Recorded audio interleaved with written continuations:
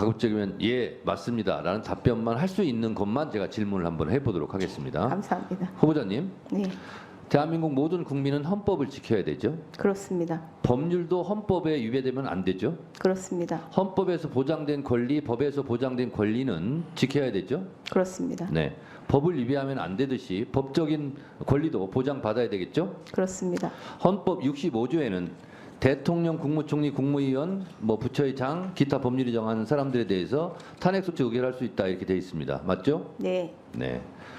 이 법에 따라서 국회법 탄핵 소추 발의 제11장 130조에는 본회의 의결로 탄핵 소추안을 법사위에 회부하여 조사하게 할 수 있다 이런 법조항이 있습니다. 네.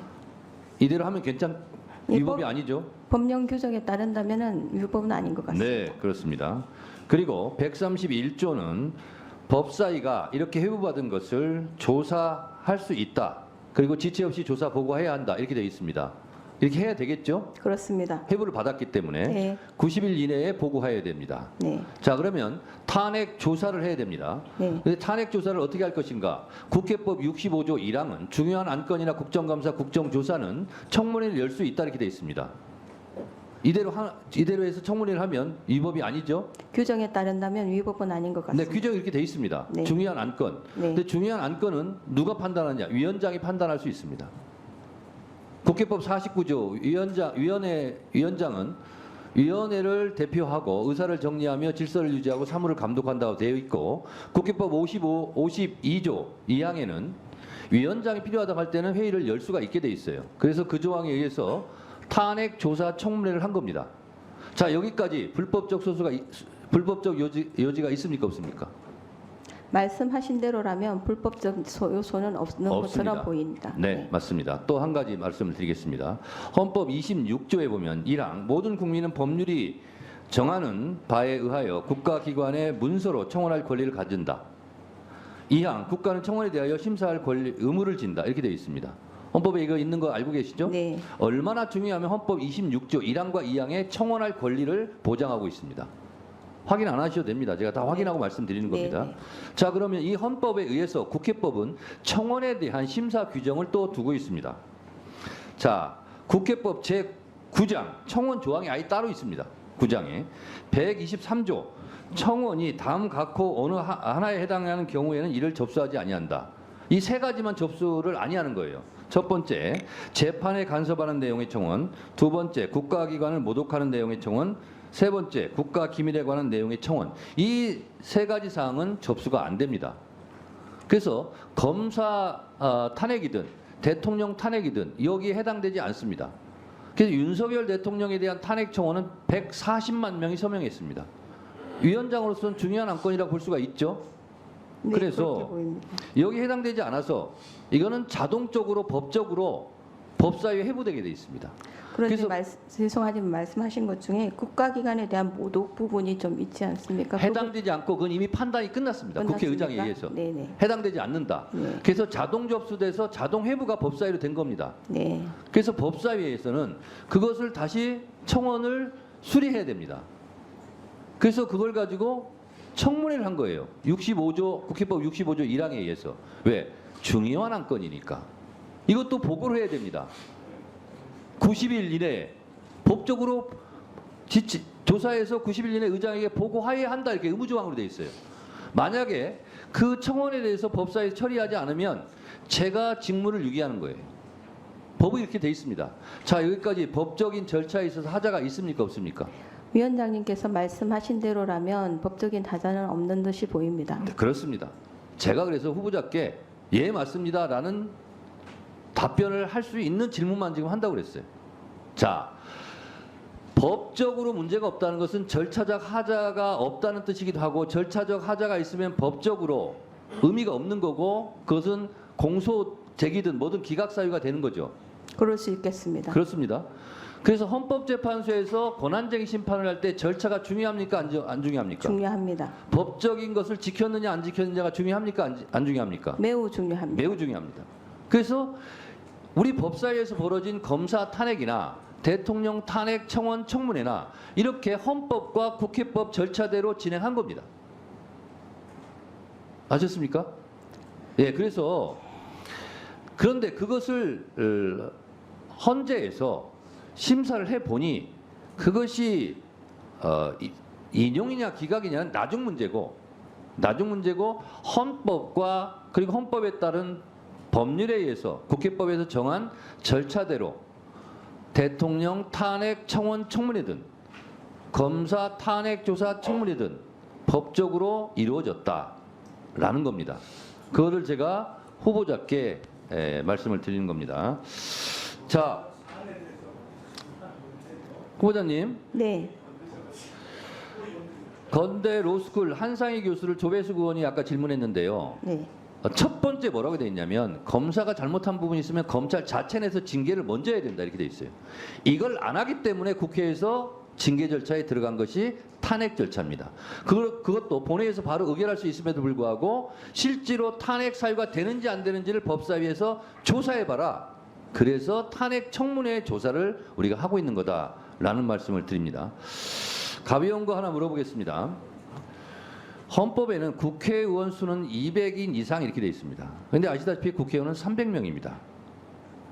네. 이 300명인 법률이 헌법에 위배될까요, 안 될까요? 이상으로 되어 있기 때문에 특별한 뭐 위헌은 사유는 아닌 걸로 보입니다만은 뭐 어떤 의도에서 말씀하시는지 시간 제가 잘 관계상 제가 모르겠습니다. 그냥 여쭤봅니다. 네. 저는 생각은 따로 있습니다만. 네. 자, 국회의원은 3선 연임, 4선 연임을 해도 됩니다. 기초단체장, 이 단체장들은 3선 하면 그만둬야 돼요. 쉬어야 돼요. 이게 법의 불공평성 아닙니까? 저는 이것이 위헌이라고 생각을 하고 이걸 개정해야 된다고 계속 제가 주장하고 있는데 어떻게 생각하십니까? 그 부분에 대해서는 국회 입법 형성권에 속하는 영역이라고 생각이 좀 더 듭니다만은 지금 현재로서는 그렇습니다. 자, 그렇게 말씀하셨는데 한마디만 더 드리면 이거는 피선거권에 대한 제한 아닐까요? 누구나 공평하게 누려야 될 피선거권에 대해서 국회의원들은 제한하지 않으면서 단체장들은 제한하고 있다. 그런 측면도 그런 주장도 가능은 할 것 같습니다. 네. 자, 보충 질의를 다 마쳤습니다. 잠시 정회했다가 5시. 자, 뉴스를 챙겨보시는 여러분들은 지금까지 이런 뉴스들을 볼 때마다 어떤 생각이 드시나요? 제가 항상 여러분들에게 뭐라고 말씀을 드렸어요. 여러분들처럼 뉴스만 평소에 잘 챙겨보셔도 돈을 벌 수 있다. 돈이 된다라고 말씀을 드렸는데 여러분들은 여기 보이는 트럼프와 해리스의 미국 대선에 관련된 뉴스를 보시면 어떤 생각을 하시나요? 아직도 그냥 뉴스만 보고 끝내는지 아니면 이 뉴스를 어떻게 활용할 수 있을까를 고민하고 계시는지를 되물어보고 싶습니다. 그 이유가 뭐냐면 제가 6월에 여러분들께 뭐라고 말씀드렸어요? 포항 앞바다에서 석유가 발견되었다. 그래서 대왕고래 프로젝트를 국가에서 추진하게 될 것이란 기사가 떴는데 뉴스만 보고 그냥 넘기지 말고 지금은 국내 석유 시추 생산 관련주에 관심을 가져서 투자 쪽으로 생각을 한번 해보셔야 한다고 말씀을 드렸습니다. 그리고 나서 이런 썸네일들 뉴스를 통해서 많이 보셨을 텐데요. 이런 포항 석유 발견 이슈가 나왔을 때 돈을 많이 버는 부자들은 어떻게 생각한다? 대부분의 부자들은 이런 뉴스들을 보고 어떤 종목이 가장 좋은지 어디에 투자해야 돈이 몰리는지 자연스럽게 생각한다고 제가 말씀을 드렸죠. 부자들이 봤을 때는 뉴스가 곧 돈으로 이어지고 그 뉴스가 나에게 돈을 벌어준다는 경험적 확신이 있기 때문이라고 말씀드렸었는데 월급으로 부자가 되는 건 절대 불가능하다는 걸 이미 부자들은 알고 있습니다. 그래서 이번에도 마찬가지입니다. 보시면 아시겠지만 제가 지난번에도 구독이라고 문자 남겨주신 모든 시청자분들에게 포항 석유 발견 관련주 중 많은 종목도 아니고 가장 급등 확률이 높은 딱 한 종목 화성밸브를 여러분들에게 추천드렸습니다. 그러면서 여기 나와 있는 대로 정확히 어느 가격에 매수해야 하는지 그리고 수익률이 어느 정도 나왔을 때 팔아야 하는지 이런 부분들까지 여러분들에게 공유해드렸었는데 자, 지금 실제로 어떻게 됐다. 오른쪽을 보시면 아시겠지만 제가 6월 초에 이 화성밸브를 공유해 드리고 나서 단기간에 이렇게 주가가 2배 이상 급등이 나왔다. 그래서 최근까지도 전부터 봐주신 구독자 여러분들께서 이 종목으로 수익을 내실 수가 있었을 텐데요. 다시 한번 축하드린다고 말씀을 드리겠고 자, 이번에도 마찬가지입니다. 앞으로 이슈가 될 수밖에 없는 게 미국 대선이라는 걸 잘 알고 계실 텐데 우리가 어떻게 생각해? 볼 수 있다. 미국 대선에 관련된 국내 관련 대장주가 무엇일까? 트럼프나 해리스 둘 중 누가 당선이 되어도 상관없이 반드시 오를 만한 국내 관련주는 무엇일까를 생각해봐야 한다는 거죠. 정책상 미국의 영향을 절대적으로 받는 우리나라 대선에서도 박근혜 대통령 대선 관련주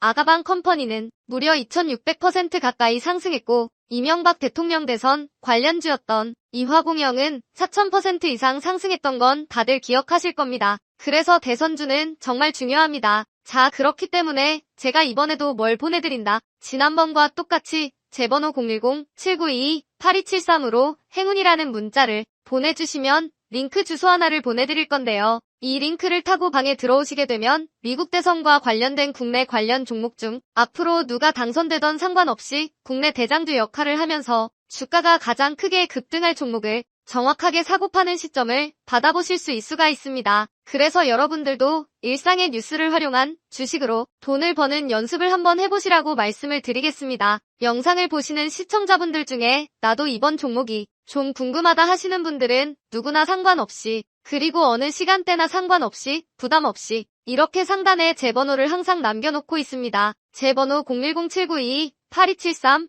저에게 이런 식으로 지난번처럼 행운이라는 문자 보내주시면 제가 이번에도 똑같이 대선 관련 무료 추천 급등주 링크를 보내드리겠습니다. 이해되시죠? 그래서 제 번호 010-7922-8273번호로 행운이라는 문자를 보내주시면 여러분들이 직접 뉴스를 통해서 돈 버는 연습을 해보실 수가 있는 거고, 제가 돈을 받는 것도 아니고 투자를 대신해드리는 것도 아니니까 부담 없이 신청해주시면 되는 겁니다. 단돈 1만 원으로도 시작해도 괜찮은 게 투자와 재테크입니다. 그리고 수익이 나면 저는 다른 것은 바라지 않습니다. 제 채널의 구독과 좋아요 한 번씩만 눌러주시면 됩니다. 시청해주셔서 감사합니다. 제 채널의 구독과 좋아요 한 번씩만 눌러주시면 됩니다. 시청해주셔서 감사합니다.